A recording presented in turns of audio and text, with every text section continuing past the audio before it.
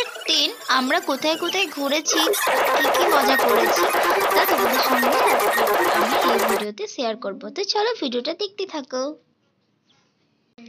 তো দেখো এখন বাজছে ঘড়িতে ওই 5টা মতো। আমরা কিন্তু বেরিয়ে গেছি। তো দেখো গাড়ি স্টার্ট করে দিয়েছি আমার পর। এই যে আমি কেমন লাগছে বলবে, সেজে গুজে বেরিয়ে গেছি ক্রিসমাস সেলিব্রেট করতে। তো ফার্স্টে আমরা ভেবেছিলাম একটা পার্কে যাব, হ্যাঁ লামিয়া পার্ক। তো সেখানের উদ্দেশ্যেই যাচ্ছি, কিন্তু ওখানে গিয়ে না একটা বাজে ব্যাপার হলো। কি আর বলবো, দুঃখের ব্যাপার। আমরা গেলাম ঠিকই, কিন্তু পার্কে ঢুকতে পেলাম না। আলটিমেটলি অন্ধকার হয়ে গেছে। আর কি পার্ক খোলা থাকে? ছি ছি ছি ছি ছি, পার্ক গেছে বন্ধ হয়ে। ফেরাল ঘুরে চলে আসতে হলো। এই যে দেখো পার্কের সাইডে একটা নদী আছে, দামোদর নদী। সেই নদীটাই দেখলাম। পার্কে তো ঢোকা হলো না, বাট নদীটাতে ঢুকেছি, নদীটা দেখছি। তো দেখো কত লোক ছিল এখানে, যারা পার্কের উদ্দেশ্যে এসেছিল বাট ঢুকতে পারিনি, তারা এই নদী দেখে মনটাকে খুশি নিয়েছে। তো তারপরে দেখো আমরা ব্যাক করে চলে এলাম। অন্ধকার হয়ে গেছে, দেখতে পাচ্ছ রাস্তাঘাটে আলো জ্বলছে, সেজে উঠেছে রাস্তাঘাট। অবশ্য খুব একটা এই দিকটাতে নেই আলো।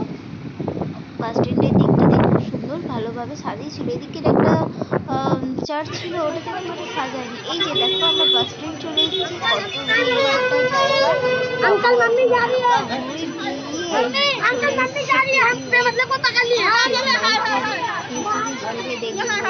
খাবে বলে তো দেখো আমরা এবার পরের জন্য ওয়েট করছিলাম, গাড়ি রাখতে গেছিলাম। তো এবার আমরা ভিতরে ঢুকবো। এই যে দেখো যীশু খ্রিস্টকে আমরা ভেতরে ঢুকে দর্শন করে বেরিয়ে চলে আসছি। ও বলছে বায়না করছে, ওর বাবা বলছে বায়না করছে। ও বলে যে কটন ক্যান্ডি নিচ্ছি, বলে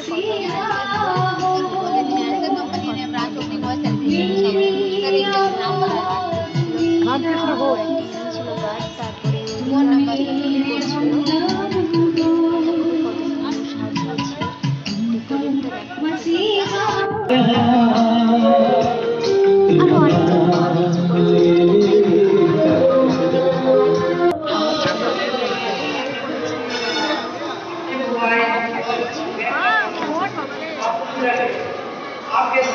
যেটা দেখাই দারুণ লাগছে কিন্তু দেখতে, ডেকোরেটটা খুব সুন্দর করেছে। আমাদের দেখতে পাই না থাকে। আর এখানে যেহেতু অনেকগুলো চার্চ আছে, সেই জন্য এতটা ভিড় আমি দেখিনি। কেউ যায় ভেতরে, আমি ঢুকতে পেরেছি, ক্রিসমাসটার দিনে প্রণাম করতে পেরেছি, প্রার্থনা করতে পেরেছি। হ্যাঁ এটা কিন্তু কখনোই মানে আমাদের সিউড়িতে কখনোই হয় না যে ভেতরে তার আগের দিনই ঢোকা হয়, কিন্তু পরের দিন ক্রিসমাস কিন্তু এখানে খুব ভালো লাগে। এবং ব্যবস্থাটাও এখানে খুব সুন্দর ছিল, ছিল বেশিক্ষণ দাঁড়াতে বাস। আমরা তো ভালোভাবে চলে এসেছি। এই যে দেখো চারপাশটা কত ছবি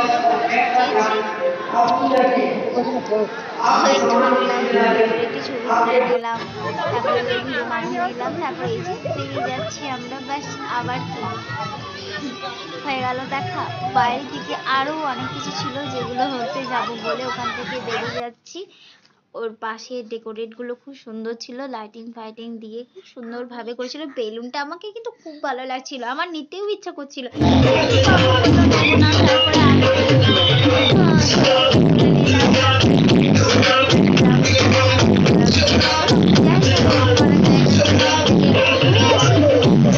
এবার আমরা চলে এসেছিলাম আর এক জায়গায়।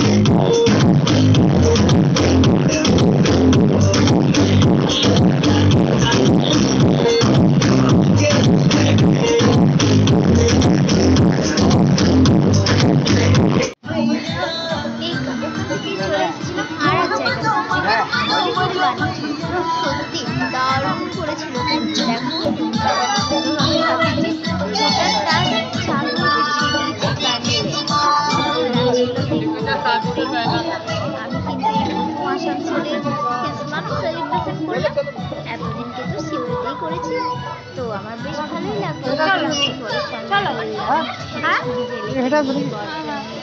একসঙ্গে ঘুরলাম, যেহেতু ভাগটা হয়তো খুব কমই পাওয়া যেত, কিন্তু বাট এইবার একদম সুন্দরভাবে হয়েছে। অবশ্য খ্রিসমাসের সময় আমার বর সবসময় চলে আসতো, সেটা কথা নয়। তো দেখো কত সুন্দরভাবে লাইটিং করেছে, ঠাকুরটা মনে হচ্ছে একটা চাদর বিছিয়ে দিয়েছে, এত সুন্দর লাগছিল।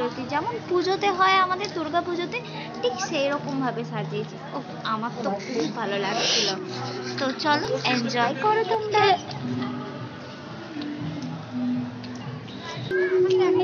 এটা দেখো আর একটা জায়গা, এখানে খুব সুন্দর থিম করেছে, দেখছো কত সুন্দর ভাবে এগুলো সাজিয়েছে। আর এগুলো দেখে তো আমার খুব ভালো লাগছে। এত কিছু দিন তো আমাদের সিউড়িতে হয়নি, কখনো দেখিনি কই যে এত সুন্দর ভাবে এই করা। হ্যাঁ, আমাদের কিন্তু ভালোভাবে সাজায়, কিন্তু এত কিছু কখনো দেখিনি, এত সুন্দর ডেকোরেশন, এত সুন্দর ভাবে। অবশ্যই এখানে বেশিরভাগ খ্রিস্টান আছে, সেই জন্য এগুলো তো অবশ্যই হবে। আর আমাদের ওখানে তো বাঙালি আছে। দেখো তখনই বাড়ি এলাম, তো বাড়ি এসে এই দেখো কেক নিয়ে বসে গেছে। আমার কিন্তু এই কেকটা খুব ভালো লাগে খেতে, তাই এই কেকটাই খাবো এখন। এটা আমার কিন্তু খুব পছন্দের, আমার খুব ভালো লাগে। কার কার এই কেকটা পছন্দ অবশ্যই কমেন্ট করবে। আর কেক তো খ্রিসমাস, তো কারা কেমন ঘুরলে অবশ্যই কমেন্ট করে জানাবে। আমরা তো অনেক ভালো ঘুরেছি। চকলেট গুলো কোথায়? Happy Christmas.